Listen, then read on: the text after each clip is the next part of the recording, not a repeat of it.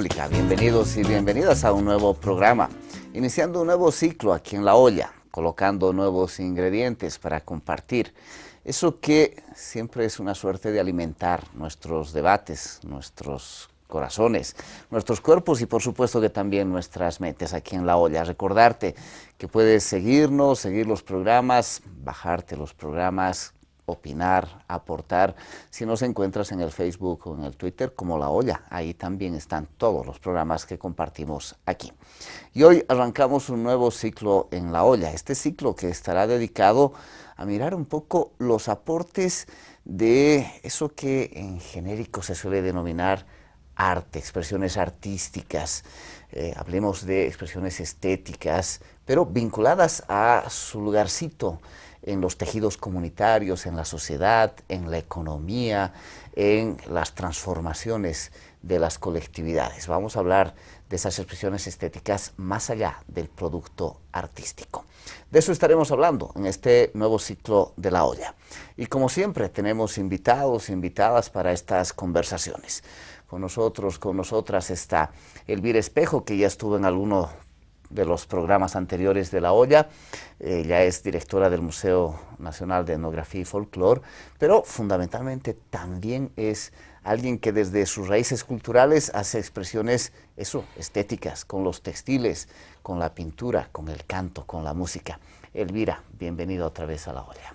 Gracias por la invitación.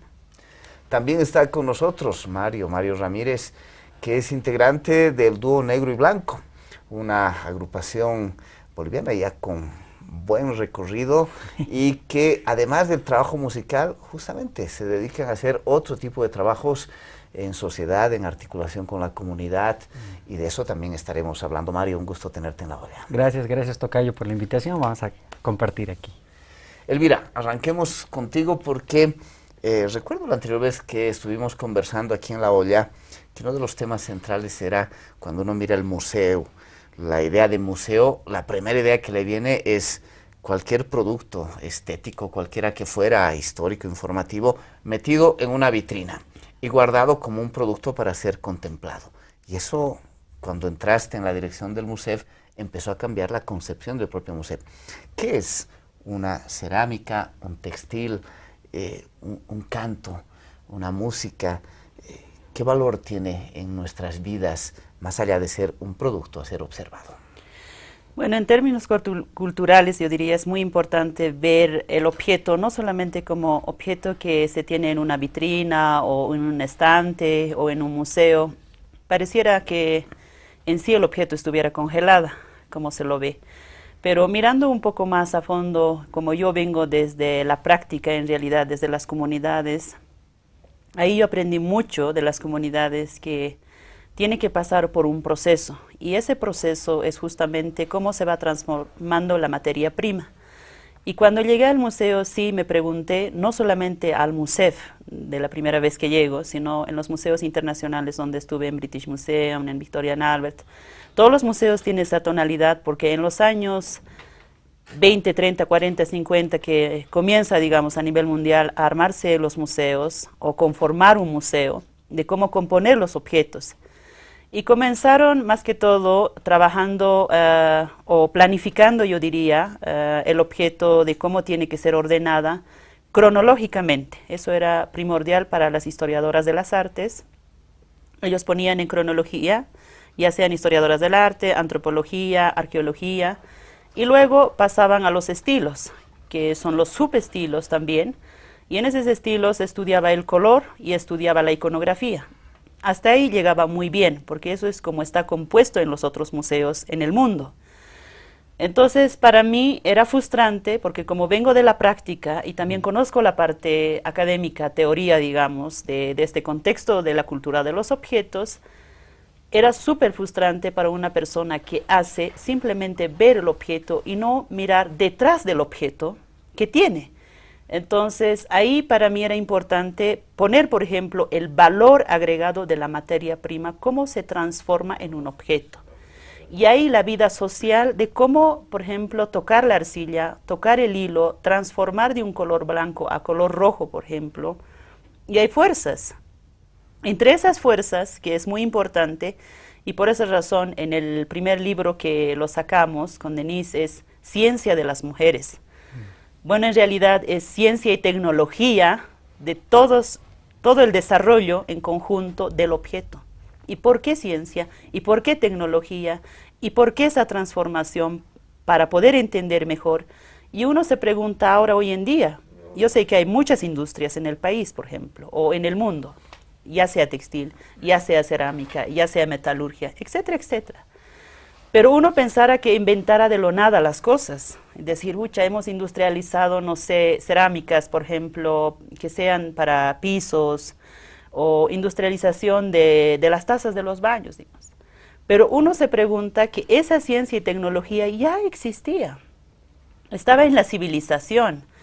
La civilización ya mostró esa ciencia y tecnología. Lo que la actualidad lo ha hecho es mirar ese detalle y transformar en la cantidad, para la cantidad de la población y de cómo podría superar sus servicios.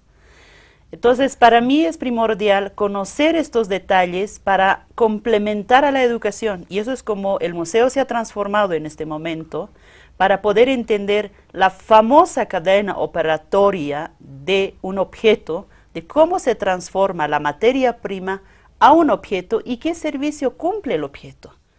El objeto cómo interactúa con la persona, como esta olla grande. En la olla tú puedes cocinar, puedes hacer bebidas, etcétera, etcétera. Y al final de cuentas es parte de la red cultural que es parte de la vida, que también es la fuerza. Y eso es lo que no se entiende mucho en este país, porque me parece algo nuevo para ellos, pero en realidad hay muchos académicos que han trabajado de esa red social. Por ejemplo, Latour plantea sobre las mallas culturales de cómo va viniendo. Lo mismo Eduardo Viveiros, un brasilero capísimo en esta red de la diversidad de las culturas, de cómo va la comunicación de un lado a otro lado.